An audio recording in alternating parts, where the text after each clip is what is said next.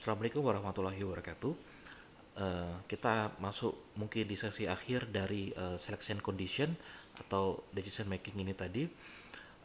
Yang akan kita bahas di sesi ini ialah kondisi bersarang. Kondisi bersarang seperti apa? Nah, kita akan review dulu 1, 2, 3, 4. Di dalam 1, 2, 3, 4 itu adalah bentuk-bentuk kondisi. Kita kasih contoh seperti yang sudah dijalankan sebelumnya, yaitu contoh ini masukkan bilangan jika 80 dan lebih kurang dari 100 maka dia A. Ini adalah satu kondisi. Nah, atau di sini switch case, jika A-nya 1 maka print pertama, jika case-nya 2 dia print yang kedua. Yang selanjutnya adalah kondisi bersarang. Kondisi bersarang itu artinya jika seperti ini di dalam if itu ada if lagi. Di dalam if ada if dan seterusnya. Atau di dalam switch case ada if atau ada switch case. Jadi di dalam kondisi ada kondisi.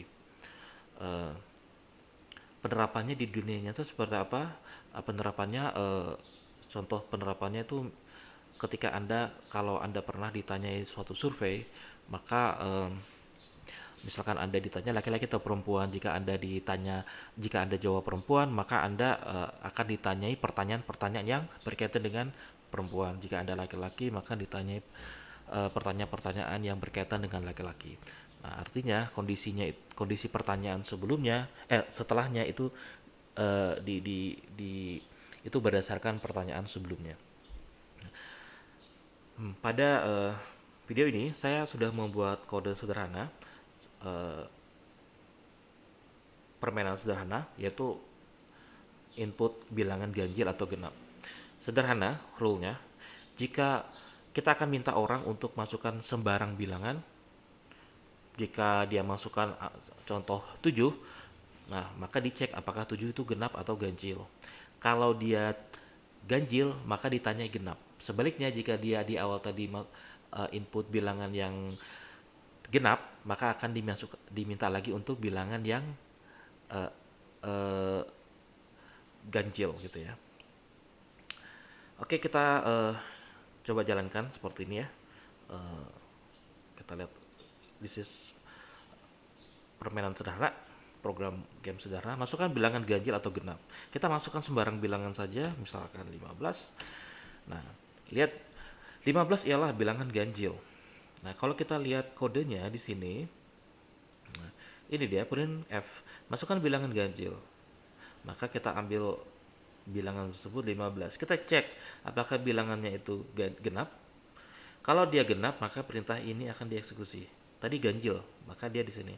Nah, karena dia ganjil, bilangan adalah ganjil. 15 ialah bilangan ganjil. Kita minta lagi untuk bilangan genap. Kalau dia masukkan bilangan genap, jika dia masukkan bilangan genap, contoh saya masukkan 2, maka jawaban saya benar. Ialah bilangan genap. Nah, kita mainkan lagi, misalkan masukkan bilangan ganjil. Anggaplah 15 tadi. Masukkan bilangan genap, misalkan saya masukkan 1. Kita tahu 1 itu bukan bilangan genap. Apakah programnya bisa? Ya, dia bisa identifikasi salah. 1 ialah bilangan ganjil. Nah, seperti itu. Jadi, ini adalah kondisi pertama dan ini kondisi di dalam kondisinya. Dan kita bisa masukkan banyak kondisi di dalam kondisi tergantung program apa yang ingin kita kembangkan. Nah, ini kita lihat dari pertama, kita akan bahas dari baris per baris. Yang bagian ini adalah standar bahasa C.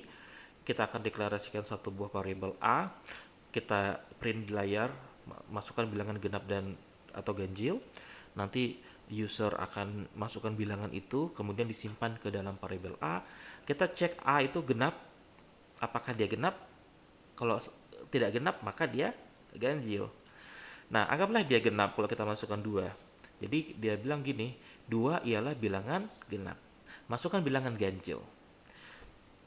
Nah, dimasukkan bilangan. Kalau user masukkan bilangan sejenis 2, 4, dan seterusnya, maka dia salah. Karena yang diminta adalah bilangan ganjil.